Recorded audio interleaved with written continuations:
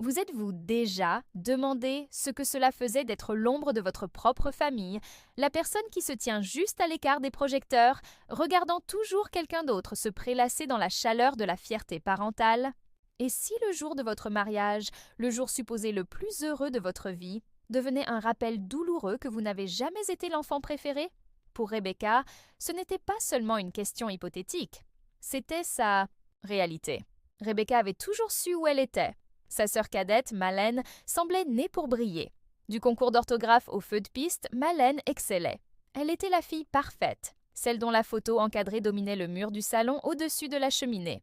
Chaque récompense qu'elle remportait était célébrée par des fêtes, et chaque étape importante était traitée comme un événement royal. Pendant ce temps, Rebecca, brillante, compétente, mais ordinaire aux yeux de ses parents, a tranquillement construit une carrière dans le développement de logiciels. Ses réalisations ont été reconnues par des hochements de tête polis, jamais avec la même fierté rayonnante réservée à Malène. Le favoritisme au sein des familles est plus courant que beaucoup ne veulent l'admettre. Une étude publiée par le Journal of Marriage and Family a révélé que 70% des mères et 65% des pères affichent une préférence pour un enfant plutôt que pour les autres. Mais que se passe-t-il lorsque ce favoritisme n'est pas subtil? Que se passe-t-il lorsque cela dicte tous les événements majeurs de la vie, même votre mariage? Lorsque Rebecca a rencontré l'homme qui la voyait vraiment telle qu'elle était, elle a eu pour la première fois l'impression d'être entrée dans sa propre lumière. Il aimait son esprit, ses compétences en codage et ses courbes.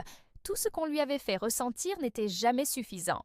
Leur fiançailles était simple et belle, promesse d'une vie fondée sur le respect mutuel. Mais lorsqu'elle a annoncé la nouvelle à ses parents, leur réponse a été d'un silence effrayant. L'absence de leur enthousiasme aurait dû être un avertissement. Pourtant, elle gardait espoir. J'espère que, juste pour une fois, son mariage pourrait enfin être un événement où elle comptait. Ce n'était pas le cas. Ses parents ne sont jamais venus. Et ce qui aurait dû être une journée remplie de rires et de nouveaux départs est devenu la confirmation ultime d'une douloureuse vérité. Elle ne leur suffirait jamais. L'absence de sa sœur était attendue, mais les sièges vides de ses parents au premier rang ont creusé une blessure plus profonde qu'elle n'aurait pu l'imaginer. Ce qui s'est déroulé par la suite n'était pas seulement la destruction d'une image familiale, mais aussi un voyage vers la découverte de soi. Une prise de conscience que l'amour qu'elle avait toujours recherché de ses parents était quelque chose qu'elle ne recevrait jamais. La vraie question est devenue: pourrait-elle être entière sans cela? C'est l'histoire de se libérer de l'emprise du favoritisme parental, de trouver l'amour là où il est vraiment valorisé, et d'apprendre que parfois l'acte d'amour propre, le plus puissant, est d'arrêter de demander ce que les autres ne donneront jamais. Le favoritisme familial est une réalité qui façonne discrètement la vie, laissant souvent des blessures difficiles à voir mais impossibles à ignorer. Pour Rebecca, ce schéma n'était pas seulement un affront occasionnel, c'était le fondement de son enfance et de son âge adulte. Sa sœur cadette, Malène, a toujours été l'enfant en or. Depuis le début des années 1990, alors qu'il grandissait, le contraste était saisissant. Le succès de Malène a toujours suscité des applaudissements. À seulement 7 ans, elle était déjà sur scène pour accepter les trophées du concours d'orthographe et exhiber les rubans des concours de talent. Au fil des années, son éclat ne faisait que s'intensifier. À l'adolescence, au milieu des années 2000, elle était devenue reine du bal, dirigeait des groupes d'étudiants et obtenait son diplôme avec les plus grands honneurs. L'université a apporté encore plus de réussite. Des concerts de mannequins et une carrière de haut vol en entreprise ont suivi peu de temps après. Les réalisations de Rebecca, bien que remarquables, ont été accueillies avec beaucoup moins d'enthousiasme. Lorsqu'elle a obtenu son diplôme en informatique, cela n'a pratiquement pas suscité de commentaires de la part de ses parents. Ses succès ont été reconnus au passage, tandis que les étapes marquantes de Malène ont été célébrées par des fêtes et des expositions de photos sur la cheminée familiale. Ce schéma est devenu si routinier qu'il s'est ancré dans le tissu même de l'identité de Rebecca. Au-delà des comparaisons académiques et professionnelles, l'accent mis par leur mère sur l'apparence a encore creusé un fossé entre les sœurs. On rappelait régulièrement à Rebecca qu'elle n'était pas à la hauteur physiquement. Les remarques sarcastiques sur son poids et les suggestions de suivre des régimes ou des cours de fitness sont devenues courantes. Sa mère mettait souvent en avant la silhouette élancée de Malène comme le standard auquel Rebecca devrait aspirer. Ces comparaisons ont lentement érodé l'estime de soi de Rebecca. Des études menées par des experts en développement de l'enfant révèlent que les enfants qui ressentent du favoritisme souffrent souvent d'anxiété, d'une mauvaise estime de soi et de dépression. L'expérience de Rebecca reflète cette recherche. Chaque réunion de famille lui rappelait qu'elle n'était pas la fille qu'ils avaient imaginée. Peu importe à quel point elle travaillait dur, elle restait la deuxième meilleure. Ce favoritisme émotionnel a façonné la vision qu'avait Rebecca de sa place dans la famille. Cela l'a forcée à chercher une validation en dehors de chez elle, ce qui l'a finalement amenée à créer une vie avec des gens qui l'estimaient pour qui elle était et non pour la façon dont elle se comparait à quelqu'un d'autre.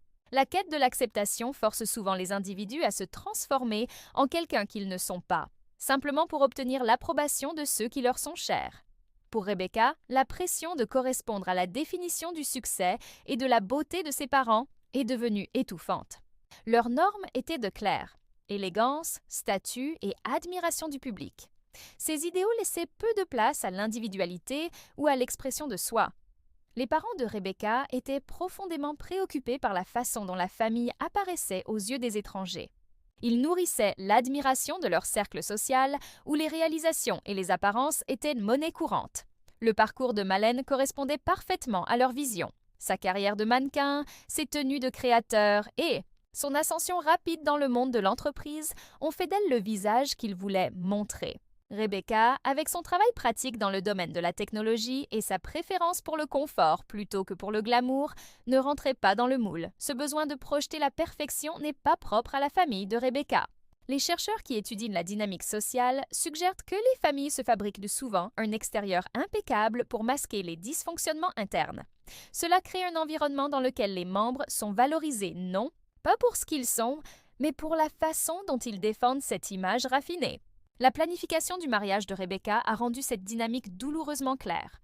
Sa célébration simple et intime n'était pas à la hauteur de la grandeur que ses parents avaient imaginée pour le mariage de leur première fille. L'aider à choisir des fleurs ou à organiser ses sièges n'était pas aussi tentant que de réserver des lieux haut de gamme et des robes couture pour le futur événement de Malène. En sautant la cérémonie de Rebecca, ses parents ont déclaré silencieusement que son moment ne méritait pas leur présence. Au fil du temps, Rebecca a réalisé qu'elle s'efforçait d'être acceptée par des personnes qui donnaient la priorité aux apparences plutôt qu'à la connexion. Sa guérison a commencé lorsqu'elle s'est concentrée sur elle-même, vers une vie où l'amour, le respect et l'authenticité ont remplacé la quête épuisante de la validation. Elle a appris que le vrai bonheur ne vient pas de la recherche de l'approbation, mais de la liberté d'être elle-même. Sortir de la douleur du rejet n'est pas facile. C'est un processus qui implique souvent du deuil, une réflexion personnelle et une redéfinition de ce que signifie réellement la famille. Pour Rebecca, réaliser que ses parents ne changeraient jamais a été déchirant, mais cela l'a aussi libérée. Elle a trouvé de la force auprès des personnes qui la soutenaient, son mari, ses amis et sa famille choisie. Chaque pas loin du besoin d'approbation la rapprochait de l'acceptation de soi. Son parcours prouve que même si les blessures du favoritisme ne disparaîtront jamais complètement, la guérison est possible.